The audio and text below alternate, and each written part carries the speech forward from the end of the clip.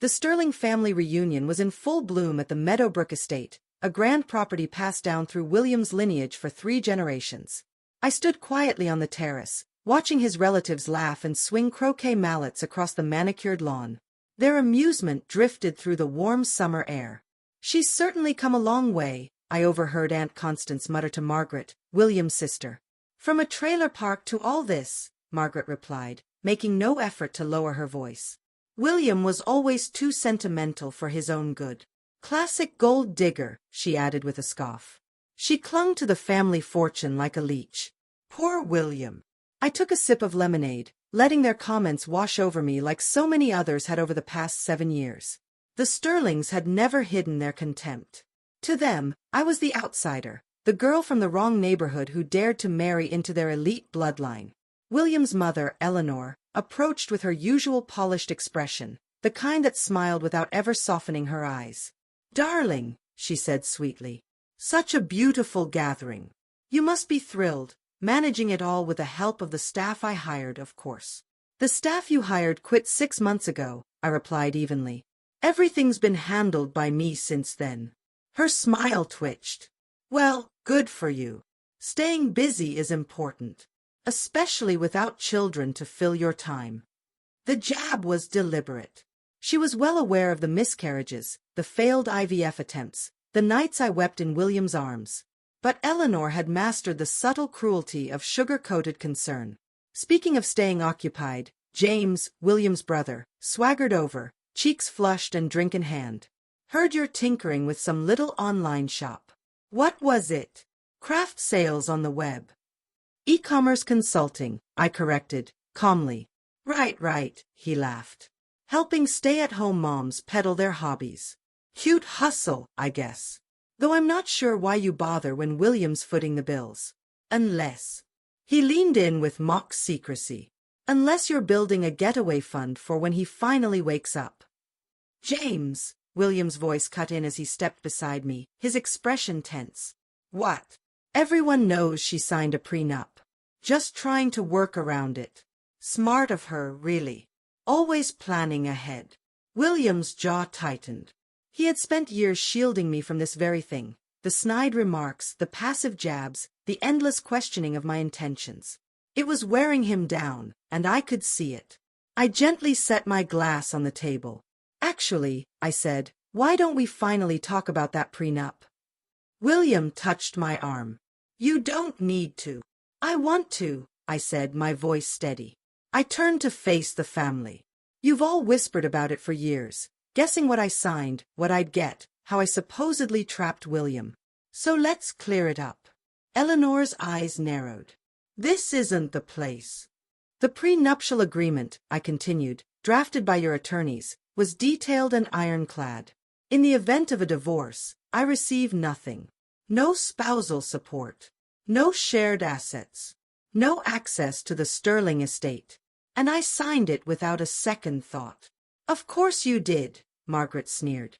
"You were playing the long game, waiting for him to rewrite his will, add your name to the accounts."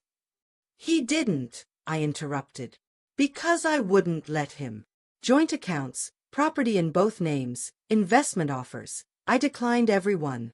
Not a single cent of your precious fortune has passed through my grasping trailer park hands." Constance motioned vaguely toward my designer dress. "Then how do you afford this?" I said, smoothing the silk fabric. "Bought it myself. With my own money. From that little business venture James finds so amusing." James let out a scoffing chuckle. "Sure. Must be quite the Etsy empire." William stepped forward, the anger no longer hidden. "That's enough," he snapped. "All of you. Sophia has built something extraordinary, and you're too arrogant to see it." "William, sweetheart," Eleanor said in her most syrupy voice, "we're just trying to protect you." "No," he said, voice hard. "You're not.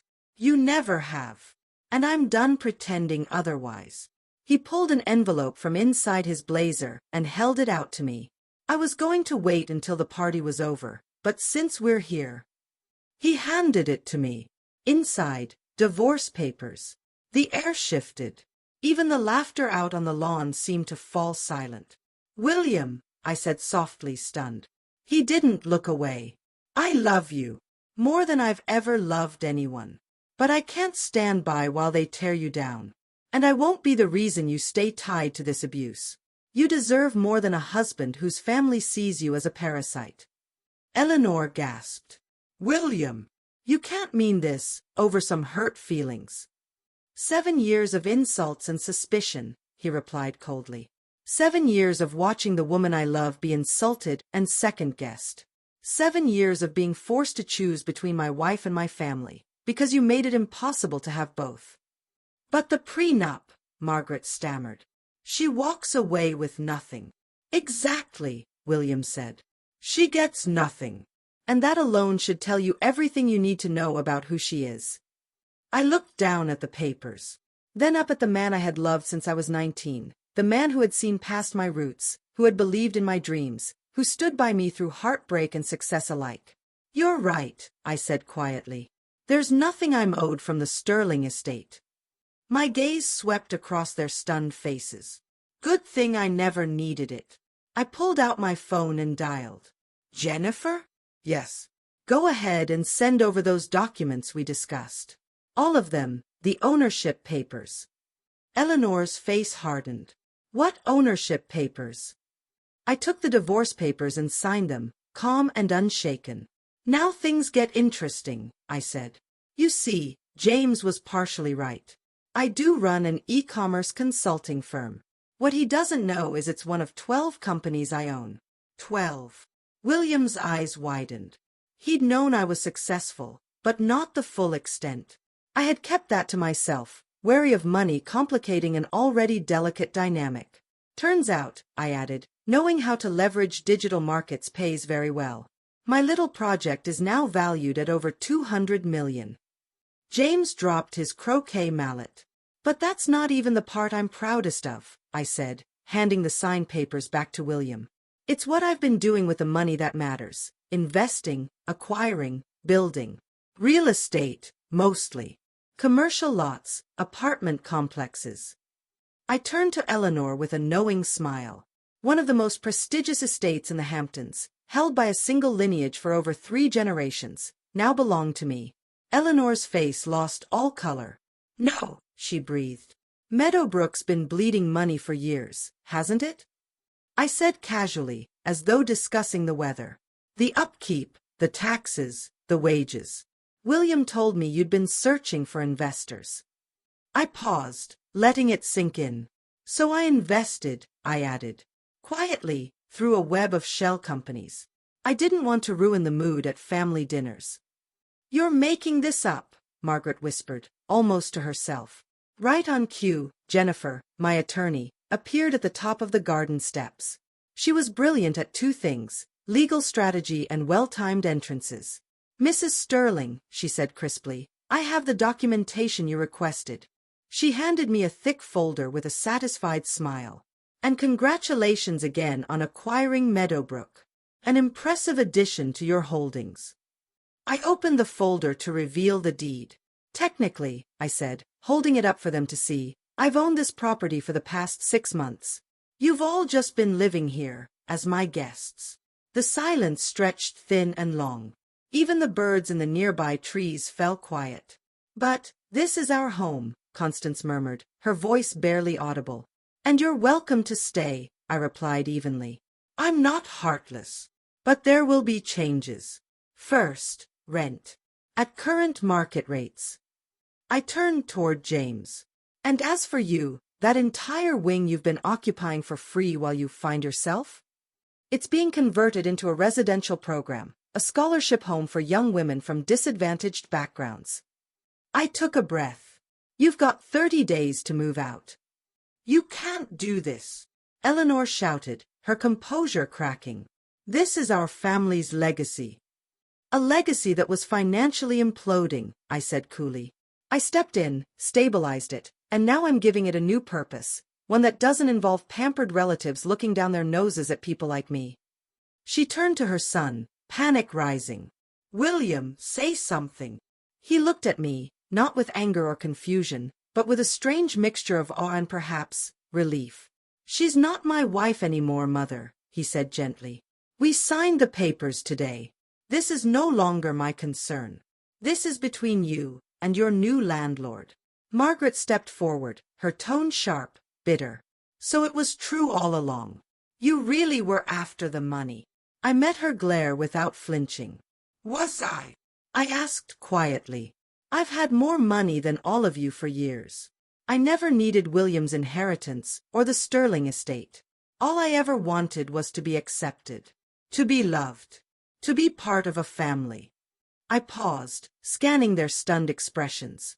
But you were too blinded by your own arrogance to see that. You spent 7 years trying to push me out. I walked slowly to the edge of the terrace and looked out across the grounds. My grounds now. You know, I said softly, before all this, I was going to make an announcement today. I was planning to gift the estate to William and set up a trust to keep it in the Sterling name. I turned back to them. Because even after everything, I loved him enough to preserve what mattered to him. I let the silence settle. But now, I smiled. Now I think I'll turn Meadowbrook into a tech incubator, a space for women entrepreneurs. Women like me. Seems poetic, doesn't it? The house that once rejected me becoming a refuge for those society tries to shut out. Sophia, William stepped forward, voice soft. I had no idea. Why didn't you tell me any of this? Because I needed to know you loved me for who I was, not what I could give, I said sadly. And you did. You truly did. I looked at him with a quiet, bittersweet smile. But sometimes love alone isn't enough when the people around it are set on tearing it apart. Eleanor sank into a chair behind her, the full scope of her misjudgment finally settling into her bones. You may be leaving this marriage with nothing, she said weakly. But I walk away with everything else, I replied calmly. Funny how hard you fought to protect the Sterling fortune, and never noticed I was legally acquiring it. There must be something we can do, James stammered. This is fraud, illegal, something. Jennifer, practically glowing with satisfaction, stepped forward. Everything was above board, she said. Purchases were made at fair market value. Taxes paid in full.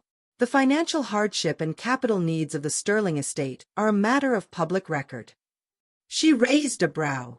There's nothing illegal about buying available property, even when the seller doesn't know who's buying. That's manipulation, Margaret hissed. No, Jennifer replied. That's what shell corporations are for. Strategic anonymity. Perfectly legal. I began gathering my things, ready to leave behind the party, and the version of my life I had outgrown. Lease agreements will arrive in your inboxes this week, I said. Below market rates, because despite everything, I'm not spiteful. I'm just finished. William's voice was quiet behind me. Where will you go? I own a penthouse downtown. One of several homes. I'll be just fine. I paused at the steps. Will you? He gave a quiet, bittersweet smile. I think I will. For the first time. I'll be free. He looked around at his dumbfounded family. Both of us will. As I began walking toward the house, my house, Eleanor called out one last time. Sophia, please. We can fix this. We're family. I stopped. But I didn't turn around. No, Eleanor. We never were. Real family doesn't whisper insults when you're not listening. Real family doesn't spend years trying to prove you don't belong. Family loves you, without conditions. I turned my head slightly, just enough for her to hear the final words. But the estate is in better hands now. Hands that build rather than destroy. That embrace, not exclude. That know what it's like to be told they're not good enough, and rise anyway. And with that, I walked away, leaving them stunned on the terrace of a house that was no longer theirs. Because sometimes, the sweetest revenge isn't proving your worth to those who doubted you. It's succeeding so completely that their doubt becomes irrelevant. The divorce was finalized a few weeks later. William and I parted on kind, respectful terms, free at last from the weight of a family that never accepted us as we were. He sent me a message on the day he moved out of Meadowbrook. Thank you for showing me who they really are, and who you really are. I'm sorry I couldn't protect you better. I replied. You loved me. That was enough. Be happy. The Sterlings did everything they could to undo what had been done. Legal threats, online smear campaigns, even offers to repurchase the estate for double its price. I turned them all down. Today, Meadowbrook is home to 20 young women, future leaders and founders, building companies and legacies of their own. As for the Sterlings, they now lease a small portion of the property, a quiet wing at the back. Their downsized lifestyle is a daily reminder of the cost of arrogance. And me. I'm creating something new. Something stronger. A legacy that doesn't ask for permission, and certainly doesn't seek approval from people who never cared to understand me. I didn't need to marry into money and power. I built it all myself. And now, I give it away, to those who deserve a chance to do the same.